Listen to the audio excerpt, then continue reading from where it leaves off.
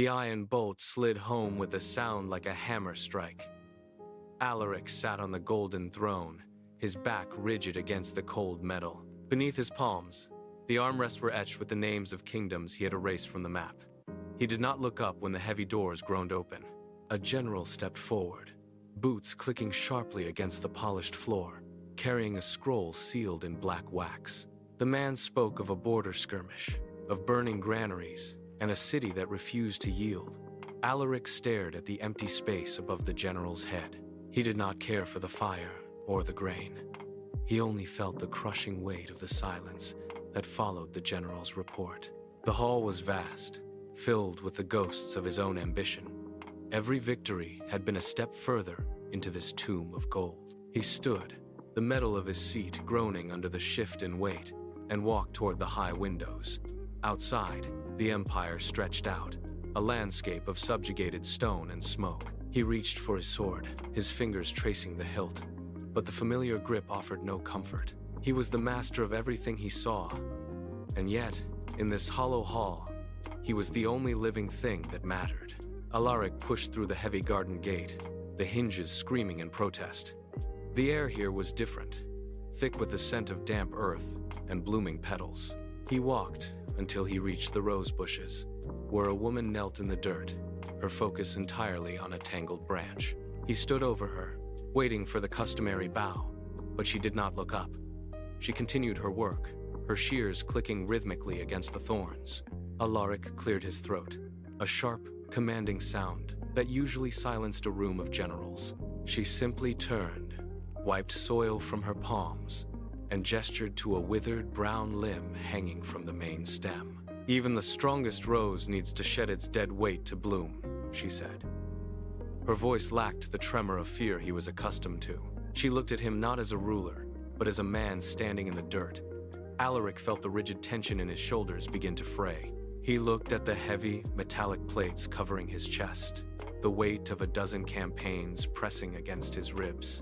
He reached up, unbuckled a single strap, and let the metal plate hit the grass with a dull thud. The woman watched, her expression unreadable, as he reached for the next buckle. He was no longer a king in this space. He was a man learning how to breathe again, one piece of metal at a time. The garden was quiet, but the palace walls were not. Alaric sat on the grass, his attention fixed on the soil, until the heavy thud of boots broke the silence. He looked up. The High Minister stood at the edge of the rose bushes, his face a mask of calculated impatience. He did not wait for an invitation. He gestured toward the stone towers. Alaric rose, but the minister stepped into his path, blocking the way back to the garden. They moved to the council chamber, a room where the air tasted of stale ink and old secrets. The other ministers were already waiting, their eyes fixed on him like blades.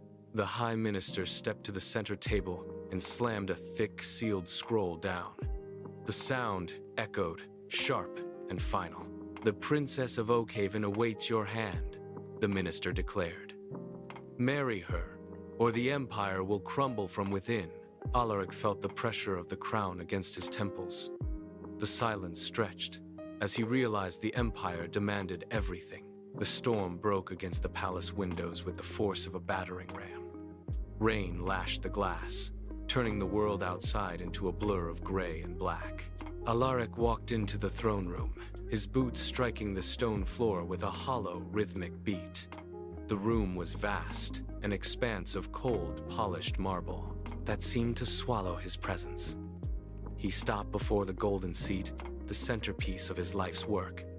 It sat motionless, indifferent to the chaos outside. He reached up, his fingers tracing the cold metal ridges of the crown.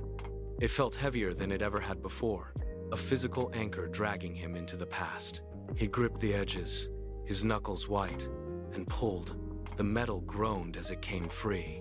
He stood for a moment, the crown held in his hands, feeling the sudden lightness of his own head. He did not look back at the maps or the empty halls. He let his hands open.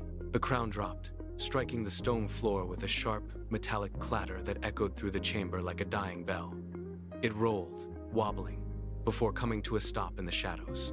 The sound was final, It was the noise of a kingdom fracturing, the sound of a man shedding the last of his chains. He turned his back on the throne and walked toward the heavy oak doors. The rain hammered against the stone, but Alaric did not slow his pace.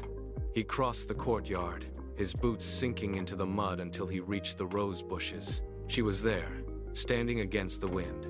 He knelt in the wet earth and set the crown at her feet, a heavy, discarded weight. She did not look at the metal, she looked at him. She reached out, her fingers closing firmly over his own. Her grip was steady, warm against the chill of the storm. They turned together, walking past the silent gates. The guards stood motionless, their eyes tracking the figure of a man they no longer recognized. Beyond the walls, the sky began to shift. The gray clouds tore open, and the sun bled across the horizon, painting the world in gold. They vanished into the morning, leaving the weight of the world to settle into the dust.